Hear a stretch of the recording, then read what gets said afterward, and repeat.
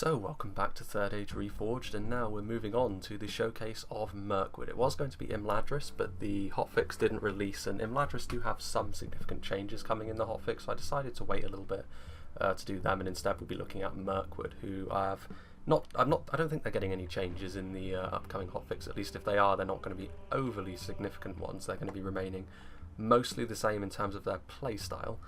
But you may also notice that we do have quite a sparse roster on display here, and obviously again I'm going to be splitting up into Siege and Infantry first, and then we'll be moving on to Cavalry and Archers, and there are a couple of reasons for this. One is Mirkwood are probably the least melee focused of all of the elves in the game. Now they can still put up a very decent infantry line, as we will show in a moment, but Mirkwood, more than any of the other elven factions, rely on other things to really win them battles rather than just be competitive in an infantry fight.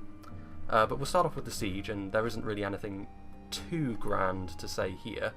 And obviously we have a ballista. It is just a basic ballista, but of course this can be very useful for sniping out enemy siege.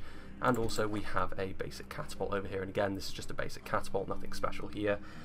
And I do think that in terms of siege, you're only going to be seeing the ballista and the catapult from Mirkwood in an offensive or a defensive siege. In a field battle, I think you'll very rarely see Mirkwood employ this sort of thing, because ultimately I do feel as though they will struggle to defend siege equipment based on what playstyle they will usually use. Now, it's not impossible, but again, I feel as though Mirkwood are not going to have the traditional line and very defensive sort of front line and then trying to go around the flanks. I feel as though Mirkwood are going to be a little bit different from that. They're a little bit of a departure from what most people will think of when you play, for example, a Kingdom of Men or a Kingdom of the Orcs, where you are either very aggressive or you set up a nice neat front line and then try and push around the flanks or try and just push right up the middle. Mirkwood are strange in a way. They are certainly very distinct, and you may notice that there isn't a lot of infantry on display here. And comparatively speaking to Gondor, who we did last time, this mostly comes down to the fact that Mirkwood cannot upgrade the armour on any of their units, which is really their first big weakness. Their armour values are not as low as Linden, but they are still lower than the other elven factions, Imladris and Lothlorien, so this obviously means that they are vulnerable perhaps to the more low tier cost effective archers, which are just going to shower you down with sheer quantity of arrows rather than quality. Mirkwood can counter this with their own archers, of course, but we'll get onto that in a moment. For now, just looking at the strengths and weaknesses of their infantry, and something that all of their infantry shares before we get into the individual units actually, is elven units in general have very high skill, so they will often be very, very powerful in a sustained melee fight, provided they aren't being utterly overwhelmed, which of course they can be, particularly by the orcs if you're caught off guard. But in a one-to-one fight, for example, the first line of elven units here will easily be able to defeat their equivalents from the Kingdoms of Men, or even the dwarven factions, because of their very high skill. So let's get right on into the units, and first of all we have the base level infantry unit that the elves can field, and that is the Etherion. They are the Mirkwood equivalent essentially of the Eldar Makar from Imladris, or the Harlinden infantry from Linden. Very much one of the more cost effective units in the Mirkwood roster. The elves in general are very expensive, and Mirkwood in particular, there is a very high risk with a lot of their units, because you either can't field a lot of them and they can find themselves a little bit isolated, or they can be easily picked apart from range, which is an interesting weakness for Mirkwood to have, and it's something you do have to build yourself around. And the Etherion are one way to try and counteract this, because you can have several of them before the cost increases, and they only cost 600, which is equivalent to the Gondor infantry. Now, if you compare them to the Gondor infantry, obviously their armour values are much lower, and they cannot upgrade this armour, so against arrows from the side or back in particular, they can find themselves a little bit wanting, but from the front they do have a shield, which does help mitigate that damage somewhat, and they likely won't be the target of enemy arrow fire anyway. But where they really come into their own, of course, is their defensive skill. A defensive skill of 10 is very, very impressive indeed for a unit of this type. And a total defense of 20 is higher than any non-elven unit that you will find for this cost bracket for a frontline unit. And obviously their attack of 9 as well is significantly higher than most Kingdoms of Men units that you'll find for a similar price. Now, where they pay for this, of course, is in the amount of men per unit. They can be overwhelmed, and they often are if they are not backed up. And this is where the Etherion can struggle, but provided you can keep the engagements one-to-one, stretch the enemy to face you in multiple fronts, then the Etherion can do very well one-to-one with equivalent units, and maybe even units of a slightly higher tier depending on how favourable the engagement is. For example, against very defence-focused spears that cost a little bit more, the Etherion can also find themselves being very cost-effective. Moving on, we have the equivalent spear unit, and everything I just said about the Megal Erin also applies to the Thrandrim Erin, because they are essentially the same unit, only spears. Now obviously this means they do have a slightly lower attack, only a lower attack by 1, but they do also have that infantry malice of course, but they do trade that in for a bonus against cavalry. Now it is worth saying as well that they actually cannot form shield wall, which is an interesting downside for a spear unit like this. So you're expected to be a little bit more mobile as Mirkwood, which I don't think is an unfair assumption based on their roster as a whole. But of course the Thrandrim Erin, there is another weakness as well, interestingly enough, when you think about how cavalry works, because a cavalry charge can wipe out a lot in a single charge, especially if your spears are not braced, and if you're being a little bit more mobile with Mirkwood, this might very well be the case for you. So one charge could well prohibitively damage this unit of Thrandrim Erin.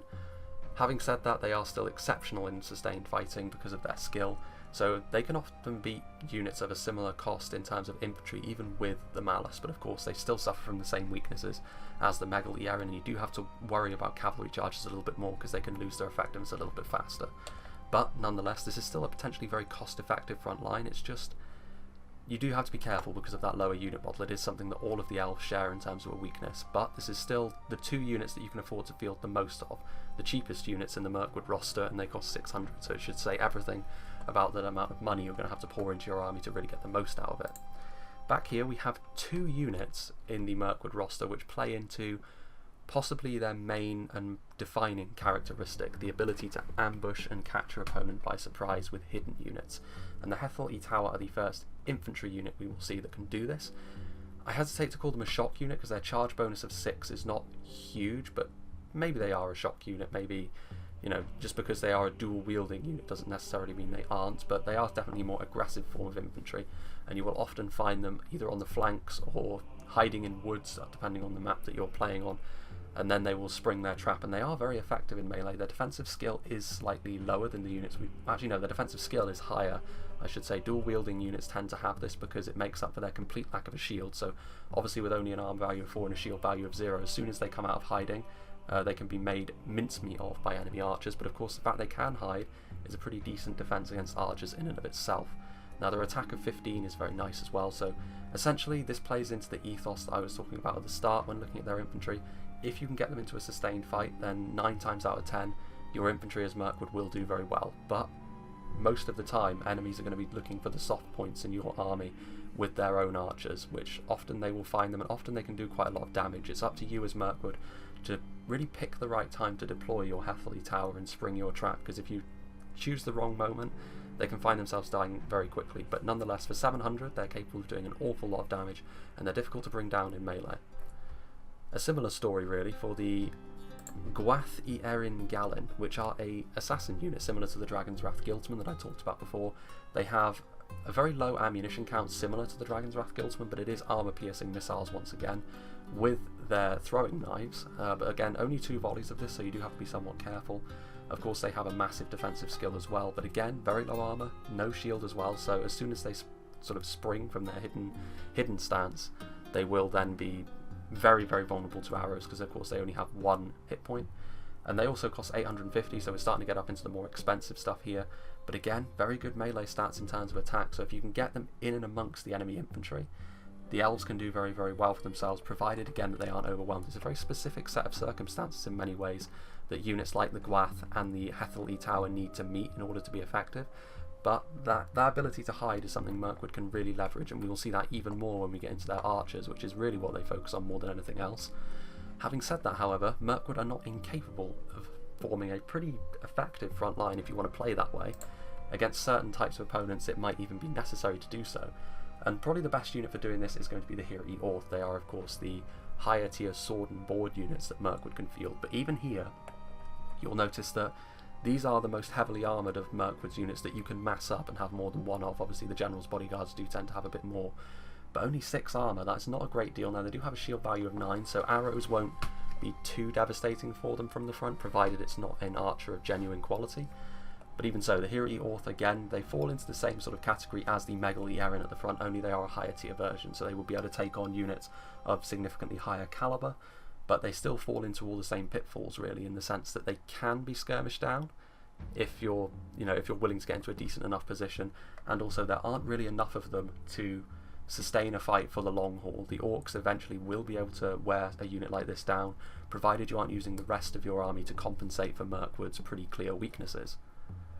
Moving on, we have another unit of this type, and once again we have the Hiri Lang, which of course they trade in their shield for essentially being more attack focused, and again, not really much more I can say here other than the stuff that I said for the Hethel Tower and the Gwath Etherion Lasgalen, and that is that if you can get them into a sustained fight, they should do very well for themselves. The Elven skill is something which no other faction can really match, other than the other elves of course, and it's something which is very, very significant in a melee fight. The Hiri Lang and other units similar to them are very, very difficult to bring down, and the best thing is of course that armor piercing, which is a trait which is usually so effective across the board, tends to not be quite as effective against Mirkwood. This is where they can come into their own. Of course it's unlikely that enemies will be bringing a huge amount of armor piercing against you if you're playing as Mirkwood, but even so, for a faction like Rune for example, whose Flagrim are usually so efficient on the front line, against Mirkwood they likely won't be, and the Hiri Lang will mop the floor with units like that, stuff like the Nurad Footmen as well, simply because they've got so much skill and they're capable of dishing out so much damage at 15, but of course again,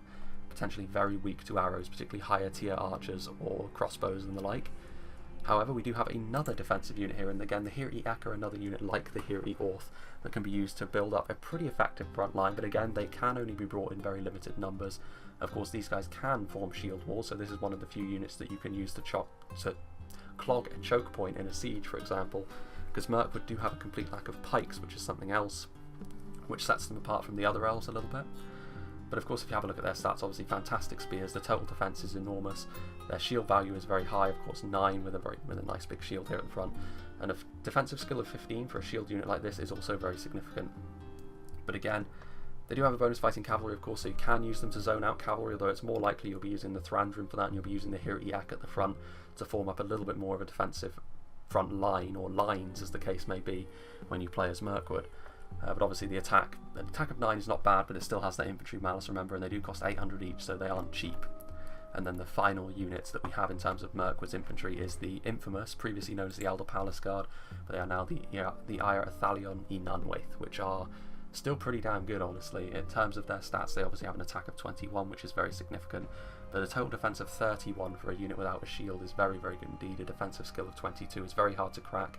And once again, I'm saying it again, but it is something which is almost unanimous throughout Mirkwood's units, that if you can get them into a sustained fight, they will tend to do very, very well for themselves, but as soon as they get arrow fire trained in on them, they will tend to fall apart quicker than most other factions, even Linden to an extent, because Linden are able to field more in terms of their infantry, if that makes sense, and they sort of want to be a little bit more grindy with their pikes, and they tend to layer their lines, whereas Mirkwood, they're a little bit more about the ambush.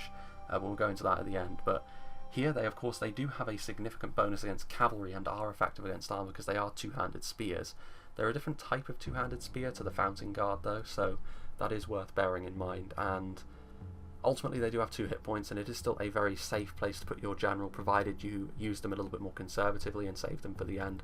But of course they are going to be a big target for your opponent, because very few things can match them in a sustained melee fight.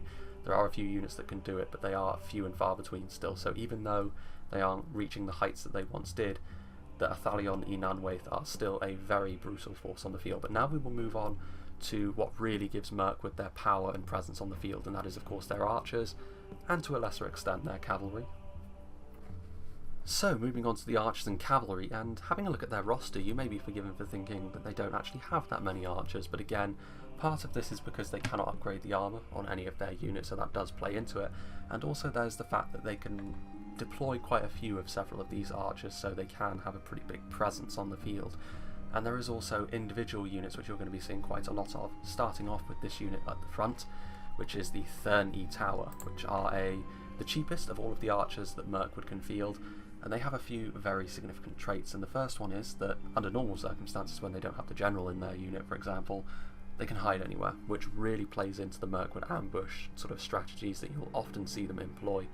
And the Etherion Tower, you can mass them up greater than other hidden types of archers, and oftentimes I get the feeling that the Etherion Tower are one of the more significant units in the Mirkwood roster simply because of this. And while they may do pretty poorly one-to-one in a sort of more traditional skirmish fight because of their low armour, because of their complete lack of a shield of course, and because they are relatively, they're not overly expensive, but there are units like, for example, the Ramazek or Garrison Archers that we saw in the last faction showcase, which can trade very efficiently with a unit like this. However, a missile attack of 7 for a unit this cheap is very, very good, and the fact that they can hide anywhere, they offer a very good value proposition for Mirkwood, and if you spread them out across the battlefield, hidden units all over the place, that's where Mirkwood, in my opinion, are at their strongest. In a more traditional line battle, they tend to not be able to stick in the fight quite so much for reasons that I'll go into relative to the other Elven factions at the end of this video. But Mirkwood do have some very nasty tools elsewhere which can make them a nightmare to play against. And the Therny Tower, with the extent that you can bring them on the field, I think you can bring 2. Maybe it's still 3, but I think you can only bring 2 now. But in conjunction with the other archers that can hide, that can be enough to cause your opponent serious headaches, because your opponent can't engage you in a skirmish fight if most of your archers are hidden for most of the battle, which can be a real problem for them sometimes. Moving on, however, if there is a unit in the Mirkwood skirmish line which can engage in a more traditional skirmish battle, it's going to be the Hiri Peng. I would still personally argue against it because their armor value of 6 is still not all that terrific. It's better than the average of Mirkwood, but even so, it's not something that I would recommend per se. But what is a big selling point for them, of course, is the fact that they have a missile attack of 8, which is very high in the current standing of Reforged, and that means, of course, that you're going to be able to do some significant damage to units where lower tier archers from other factions would not cut the mustard. And then another good selling point for the Hiri Peng is, of course, they are pretty damn good in melee as well. They're essentially the little brothers to the Hiri Lung in melee, so a very versatile unit, but I think you'll probably see more of them in a siege as a result of this. But even so, they do still have their place on the open field if you wanted to go super archer heavy, because Mirkwood can have nearly entirely ranged focused armies, or at least units that have ranged attacks in many ways. So yeah, definitely breaks the mold a little bit in terms of the Mirkwood skirmishers, but still a very good skirmisher nonetheless. Definitely one of the more quintessential heavier Elven archers. Then, however, we move on to another very significant unit in the Mirkwood roster, and that is the Delupeng I Emon Duia. And of course this is the Mirkwood Ranger unit, and they have a missile attack of 6, and most of the human rangers have a missile attack of 6. Obviously we saw the Wardens of Minas Ithil in the previous faction showcase, which did have a missile attack of 6, but that was a General's Bodyguard unit. The Delupeng are cheaper than that, and there are more of them, so they can be used a little bit more candidly, and they are lethal when you get them into one of the right position. They are potentially one of the stronger range units in the game as a but just because of that extra missile attack. But of course, like most of Mirkwood's roster, and indeed like most other rangers, they can be shredded by lower tier archers, and often lower tier archers will be used to try and nullify the effect of rangers because of how strong they can be. Defensive skill of 12 though. You can't send any old rubbish after Elven skirmishes and expect them to win. That's the good thing. Units like the Delupeng will send militia units back from whence they came. It's going to take a unit of more genuine quality to defeat even this front line of Mirkwood skirmishers, which would be not out of place in the sort of back rows of some of the human kingdoms of men, some of the higher tier units, but here it's just the front row. Moving back, however, we then move into the one unit, another very significant unit for Mirkwood, and that is the Etherion Lasgalen. And of course this is the one Javelin unit that Mirkwood have. They do share this unit with Lothlorien as well. Very good Javelin unit. A missile attack of 9 is above most of the other basic Javelins you'll find from other factions. Of course, they're armor-piercing missiles. They also double as spears in melee, so similar to the Forlander Marines, I think, from Linden. They can double as spears, which make them an excellent tool for warding off cavalry. And Mirkwood, the way they play, you do need a tool for warding off cavalry more than just your own cavalry, which we'll get onto in a moment. And the Etherion Lasgalen are the ideal tool for doing so, because they can really help. If a full javelin volley connects with even some of the stronger cavalry units in the game, it can really hurt. Now, I have noticed that in a sustained melee fight against units of a similar cost, they won't do too well. But against lower tier units, they will still do the business. But unit cost of 875 is quite a lot, and you'll often find yourself needing at least one just to help hold down your flanks or centre from the attacks of enemy cavalry. But still, a very good unit, very good utility off them as well. And then we have another archer that can hide, a higher tier archer, the Aradirith Amon Lank. Missile attack of 8, of course, very, very effective. Melee scores as well, which are terrific across the board. A melee attack of 16 is very good with those two-handed axes. Interestingly enough, I don't think they're AP in melee, which is a bit of a downfall of the Aradirith. They would be perhaps one of my favourite units in the entire game if they were. Having said that, they are still a terrific unit. 975 is not a small amount of money to spend on them, but again, it's another archer unit that can hide. So despite the fact that they can be skirmished down, even with his armour value of 7 and a shield value of 0, if they remain hidden and the enemy archers can't see them, they can't be skirmished down, and then Mirkwood is really all about springing the trap at the right time, but we'll get into that at the end. But just know for here that the Aradirith are likely going to be a pretty common unit because they are all round a little bit more of a safer pick and a cheaper pick to the unit here at the back, which is of course the Ultra tier archer that Mirkwood have available to them, the Ir Agwe I Nanwaith, which are of course a general's bodyguard unit, but you don't really want the general in this unit because then you take away their ability to hide as well, so it's another Mirkwood archer that can hide. The ambush is real, but of course look at their stats, fantastic across the board. There are only 53 of them however, and this is on huge, so it is worth bearing in mind that that tendency for the elves to get a little bit overwhelmed is perhaps most on display when you play as Mirkwood, because of the way that they generally play with a bit less in terms of their front line and a little bit more in terms of their toys in the back line. Now obviously 1300 is a very high amount of money to spend on a unit like this, but of course again another missile attack of 8, but they of course have 2 HP and are generally better in melee. But they are going to be a little bit more situational I think, but still potentially pretty good in a siege even if they can't hide in a settlement. But yeah, obviously one of the higher tier archers in the game. When we get onto potentially moving back to some top 10s, I'm sure that they will be throwing their hat into the ring for one of the best ultra tier archers in the game. Moving on to their cavalry, and once again, starting to sound like a bit of a broken record here, but Mirkwood's cavalry is quite vulnerable because of their low armour and their lack of a shield, which means of course they can be skirmished down by lower tier archers, which can be the bane of Mirkwood if you don't address that weakness. It is however Mirkwood's most obvious weakness, so most people who get good with Mirkwood will be able to sort of counteract this to an extent. But obviously the Roykibin Amon Lank here, they are a spear cavalry. Now it says effective against armour and they have a charge bonus of 15, but that is not an armour piercing charge I don't think, because armour piercing charges are the realms of lancers. Spear cavalry however is armour piercing in melee against other cavalry I believe, which means the Roykibin Amon Lank, provided there's no archer fire going into them, despite costing 1000, which is a huge amount for a unit like this that can melt in seconds under the right amount of archer fire, situationally they can be very good at shutting down enemy cavalry. Even the likes of wargs will still do a decent amount of damage because they aren't very well armoured, the Roykibin Amon Lank, but they should still come out on top I would imagine, simply because the defensive skill is going to be too great for wargs to crack. But you know, they're expert at hiding in woods as well, frightened by enemy infantry. The powerful charge is a real selling point as well, because most spear cavalry tend to have a charge bonus of 10, but you know, you pay for quality I suppose, and you certainly pay for a unit like the Roykibin. Moving along, we have the horse archer in the Mirkwood roster, which is the Dagnirim Ik Erin, which is, again, it follows the Mirkwood philosophy of being quite weak to enemy archer fire. Again, an armour value of 4 is very low, no shield. Defensive skill is decent, but against most other cavalry in melee they still won't be able to do that much.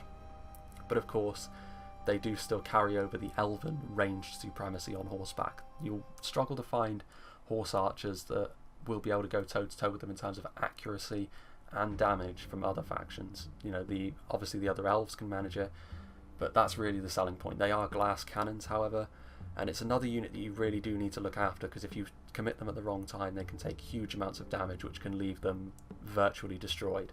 But again, it's a question of just sort of getting used to the fragility of some of the Mirkwood units like this. Now, the last cavalry unit, of course previously known as the Elder Kingsguard, we have the Ir Abranon I Nanwaith, which are the tankiest of Mirkwood's cavalry. They have the highest armour, if only by a little bit, but of course they do have 2 hit points, and they are again multiple HP spear cavalry, potentially one of the only multiple HP spear cavalry in the game. They have a charge bonus of 20, but again I don't think that's armour piercing. I think that the armour piercing is only in melee, so again that bonus fighting cavalry. Not very many cavalry units are going to want to get involved in a straight fight with the Abranon I Nanwaith. There are a few melee cavalry units like the Witch Realm Inquisitors and the Haven Knights, which would probably hedge their bets on winning that, but those units are more expensive, and the Abranon I Nanwaith should be able to get cost efficiency off against even them. So again though, the bane of them is going to be skirmish fire. If you can put them under a decent enough amount of skirmish fire, then they will start to fall apart even with their multiple HP. So using the Mirkwood cavalry is very micro intensive, particularly seeing as across all of their units they are very expensive. So Mirkwood, they have certainly a very clear weakness against enemy skirmishers most of the time because of their relatively low armour values.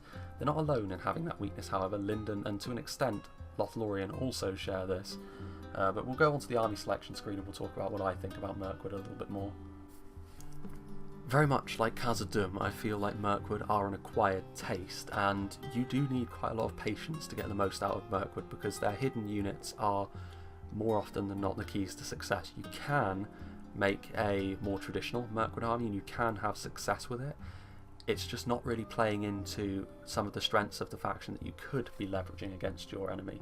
Just for the argument's sake here, let's try and build a hidden army. I know that J Monster's doing army compositions and he will probably do a more rounded one than this, but again, just for argument's sake, let's put our general in this unit, for example, and then let's see how many hidden units that you can field as Mirkwood. So for example, this is going to be quite expensive, but we'll get this. I did set the money to be right as well, so we've got this as well. We've got the Delupeng, we have the three units of Thurney Tower, so you can bring 3 units. That's an archer line which is entirely hidden, so it's going to be difficult to skirmish with them. There's also 3 units of these Hethel E Tower as well, and a couple of units of Gwath. So that is an entirely hidden army except for that cavalry unit there, and that is, imagine going into a battle and only seeing 5 units of infantry and 1 unit of cavalry on the field when you're facing Mirkwood. The immediate sense of dread that you'll feel, the sense of paranoia that moving forward you could be sending your best infantry units or your best cavalry units into a relative firing squad, which will, particularly if it's the Rangers, will rip through units. But even if they're multiple HP, even if they've got a good shield value, if you've got 4 units of Mirkwood archers zeroed in on them, including body piercing, they are not going to have a good time. And then you've still got to deal with potentially javelins and a very strong Mirkwood, well, a strong but limited Mirkwood infantry force of like something like the Hiri Orth or even the Thrandrim to finish off whatever cavalry has just been absolutely destroyed by a very effective firing line. That is the main strength of Mirkwood in my opinion, and I enjoy playing as Mirkwood, honestly. I mean, it goes against what I say most of the time with regards to my want to be a little bit more aggressive, a little bit more forthright, but with Mirkwood there is a certain devilish guile that you can, or sort of devilish pleasure that you can draw from really executing an ambush well, which I have had in the past, where particularly on wooded maps Mirkwood can be an absolute nightmare to play against. You can often, you know, I've had my heart sink when I've faced an elven faction like Mirkwood in the past and they've gone for a mostly hidden army, but even so it does have its own weaknesses, of course. Like if the enemy army has brought a significant amount of armoured and shielded units, you've kind of played yourself a little bit there, because that means that you're going to have to stay hidden and you're going to have to really try and bide your time. Mirkwood could potentially be one of the harder factions to get the most out of at the moment in the game, because unlike the other elves in Ladris, in a sort of straight fight they have their armour and they're really high defence as a result of that to fall back on.